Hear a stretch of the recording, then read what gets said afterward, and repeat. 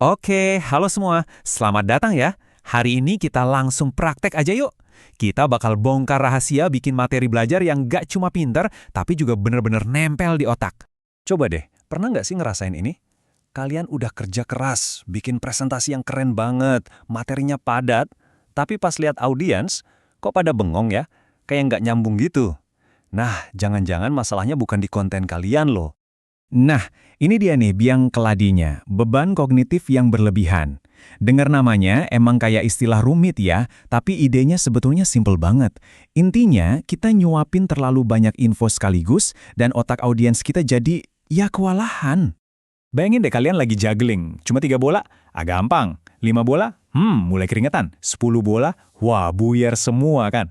Nah, otak kita tuh persis kayak gitu. Tiap informasi, mau itu teks, gambar, suara, itu ibarat satu bola. Kebanyakan bola, ya pasti jatuh semua. Gagal deh proses belajarnya. Oke, jadi gimana dong caranya biar desain kita nggak bikin otak konslet? Kuncinya ada di teori keren dari seorang psikolog pendidikan, Richard A. Mayer. Dia nemuin kalau otak kita itu punya 2 jalan tol utama buat nerima informasi. Yuk, kita bedah bareng. Jadi gini, otak kita itu punya 2 saluran yang beda dan kapasitasnya terbatas. Satu buat yang kita lihat, saluran visual, dan satu lagi buat yang kita dengar, yaitu saluran auditori. Nah, desainer yang pintar itu nggak menjejali salah satu saluran sampai penuh. Justru, dia menyeimbangkan beban di antara keduanya. Ini kuncinya banget.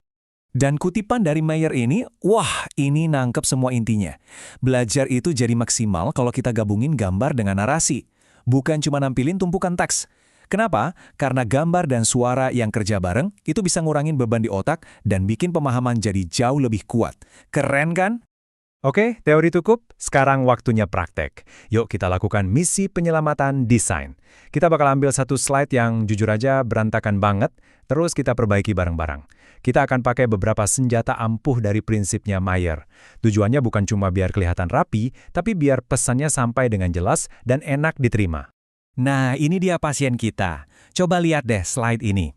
Teksnya warna-warni, ada gambar kelinci yang, oke, lucu sih, tapi nyambung nggak sama materi? Nggak kan? Tata letaknya juga acak-acakan. Tanpa kita sadar, otak kita harus kerja ekstra cuma buat mikir, ini mana sih yang penting? Nah, inilah yang namanya beban kognitif yang sia-sia. Oke, senjata pertama kita namanya prinsip koherensi. Gampangnya ini filosofi keep it simple. Intinya, buang semua yang nggak penting. Setiap elemen di slide kalian itu harus punya alasan kenapa dia ada di situ. Kalau enggak, buang aja. Jadi, balik lagi ke slide kita tadi. Apa nih yang harus dibuang? Jelas, gambar kelinci itu harus pergi. Terus warna-warni teks yang bikin pusing, itu kita sederhanain. Kita sisain bener-bener cuma elemen yang esensial buat ngejelasin materinya. Simple. Nah, setelah bersih-bersih dari sampah visual, langkah berikutnya adalah mengarahkan perhatian audiens. Disinilah prinsip penekanan atau signaling main perannya. Tugas kita adalah masih petunjuk visual yang jelas. Hei, lihat ke sini, ini yang paling penting. Lihat deh contoh ini. Cuma dengan nambahin kotak merah simple di sekeliling rumus, mata kita otomatis langsung fokus ke situ kan? Nah, inilah inti dari prinsip penekanan. Kita nggak nyuruh otak nyari-nyari, tapi kita langsung tunjukin. Efektif banget kan? Alat ketiga kita ini soal penempatan. Namanya emang agak teknis, prinsip kontiguitas spasial. Tapi idenya logis banget, taruh hal-hal yang berhubungan itu deketan. Jangan biarin audiens kita main cocokologi sendiri. Contohnya di sini nih, teks penjelasan segi banyak beraturan ditaruh persis di sebelah gambar-gambarnya. Otak kita nggak perlu loncat-loncat dari ujung kiri ke ujung kanan layar. Hubungannya langsung kelihatan, jelas, dan beban buat mikirnya jadi jauh lebih ringan. Oke, kita udah punya 3 senjata andalan, koherensi, penekanan, sama kontiguitas spasial. Sekarang, kita lihat yuk hasil sulap kita di slide yang tadi. Siap-siap lihat perbedaannya ya. Tada, ini dia hasilnya. Coba bandingin. Di kiri, slide sebelum yang berantakan, penuh distraksi. Di kanan, slide sesudah yang bersih, fokus, dan to the point. Kita buang kelincinya, itu koherensi. Kita deketin rumus ke gambarnya, itu kontiguitas.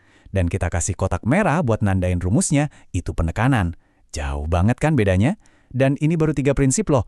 Kalau materinya rumit, kita bisa pecah-pecah jadi beberapa slide. Itu namanya segmentasi. Terus kita sampaikan pakai bahasa yang akrab, itu personalisasi. Makin mudah lagi dari pahaminya. Jadi, apa nih pelajaran pentingnya? Sebagai desainer pembelajaran, tugas kita tuh bukan cuma numpain informasi, tapi ngebantu orang lain buat ngerti. Biar gampang, yuk kita rangkum jadi sebuah checklist praktis. Nah, ini dia checklist andalan kalian. 3 yang pertama udah kita oprek bareng tadi. Koherensi, buang yang nggak perlu. Penekanan, tunjukin mana yang penting. Kontiguitas, deketin yang berhubungan. Terus ada 2 lagi yang nggak kalah penting. Segmentasi, kalau topiknya susah, potong jadi bagian-bagian kecil. Dan personalisasi, pakai bahasa yang santai, kayak lagi ngobrol sama temen, bukan lagi ceramah. 5 alat ini fondasi desain kalian. Selalu ingat kalimat ini ya, desain yang hebat itu bukan soal nambahin ini itu, tapi justru soal ngebuang semua hal yang ngehalangin orang buat ngerti.